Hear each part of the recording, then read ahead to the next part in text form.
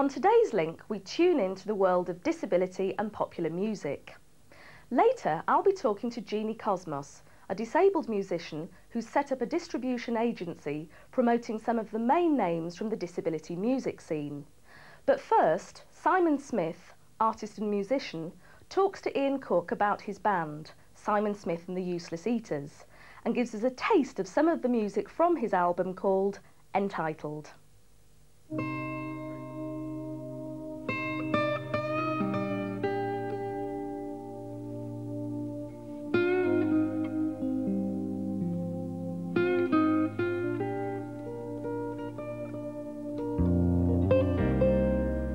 As an artist, disability has figured large in the work of Simon Smith. As a musician, he has continued to explore this theme, as well as performing a range of other songs with his group Simon Smith and the Useless Eaters. Little by little, I will go away. Little by little, you will learn the lines that you gotta say. You gotta say. Little by little, I will fall from view.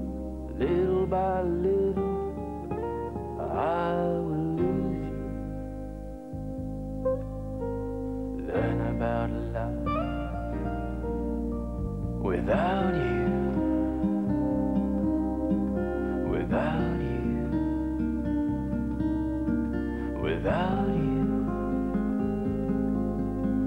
Without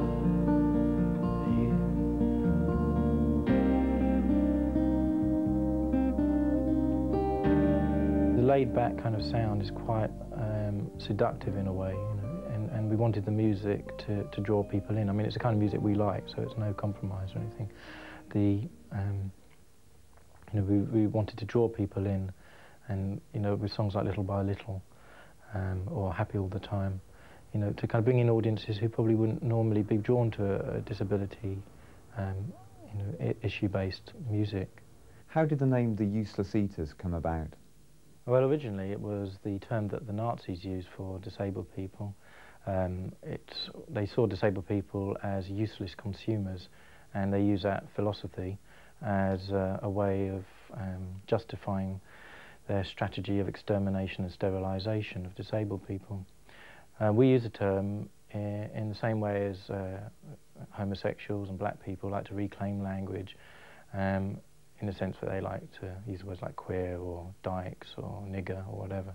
So we're taking our opposition's terms and using the terms against them. Do you think the audience will understand that you're using the term Useless Eaters ironically?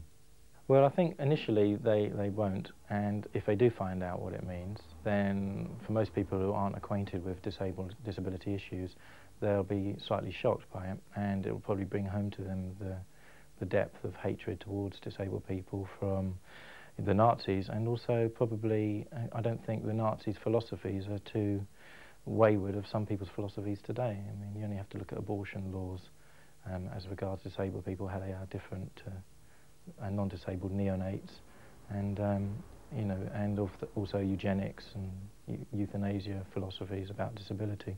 So, you know, we were partly using it to kind of emphasise that although the Nazis' philosophies can appear quite shocking, there's, you know, a lot of that still about now, and it's not just from neo-Nazis who, you know, are going around beating up disabled people in Germany at the moment.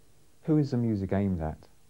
Really, it's aimed at an able-bodied audience, although there are songs about disability in it.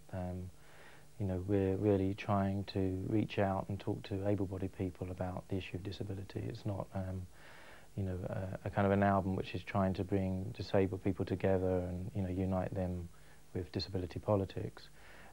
We're trying to talk to able-bodied people about a subject which they probably fear most of the time, and, you know, that they probably even fear talking about it. So, you know, this is a way for them to kind of be initiated in certain ways.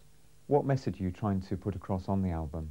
Okay, well, the main theme of the album is that you should never judge a book by the cover, and obviously that relates to disability.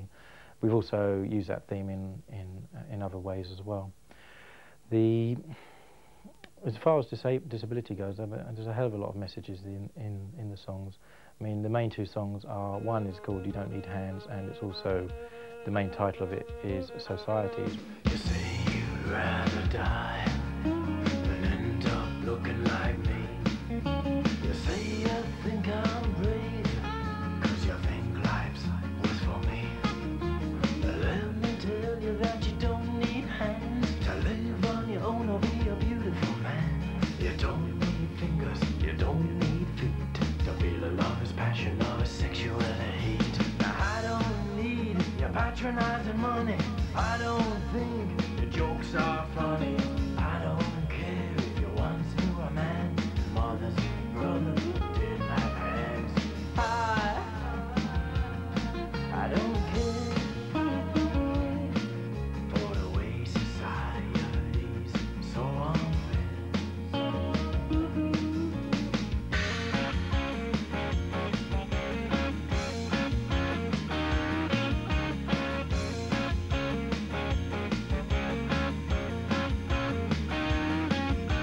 I don't care if you can't see my work, as long as you represent from my birth. I don't care if you don't understand till I come to you for your daughter's hand.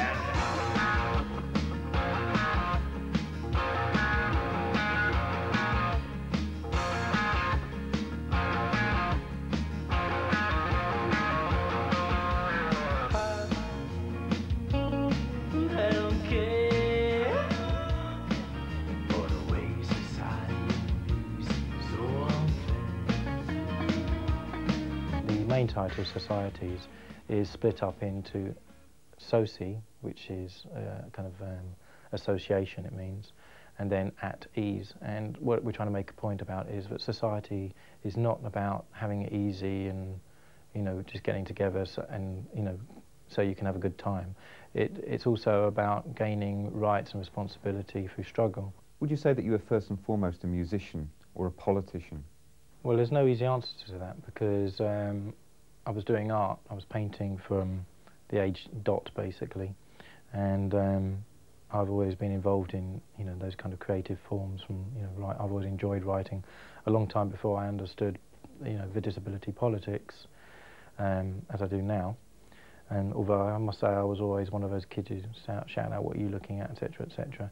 But you know, if it comes to a point where I would have to compromise the disability issues in relation to the art, I don't think it'd be worthwhile me doing that, because there's a payment. You know, even if someone was paying me £1 million to go on telethon or whatever, you know, the payment is that you're not taken seriously afterwards. So, you know, really, first and foremost, I'm a campaigner, but initially I started off as an artist. Can you tell us about the song Grateful and what the message is behind it? Well, the full title of Grateful is I Don't Think That I Should Be Grateful, which is relating to charity and people burdening me with charitable presents. And when I was younger, I was often used, very uncomfortably, I should say. I mean, I felt uncomfortable at the time, and I had no idea about disability politics at the time, for politicians, you know, local politicians, to get free advertising in the papers and things like that. You know, they get me a typewriter. I didn't even want a typewriter, but they'd still get me one, you know. When I was a child in need of material things, the local politician would his cameraman bring. Him and the local charity would help me up and get some free publicity. Now I've seen some jokers and a roller skaters on charity runs run right past us. I felt so sorry 'cause they didn't understand. They thought handicap meant a cap in hand, and you thought disabled meant an ain't, when of course it means that we've been disabled. And I was told that it was no one's fault, and I was told to be grateful for anything they bought. But I've never seen the working class looking at the rich kids' eyes, or brushing the dust off the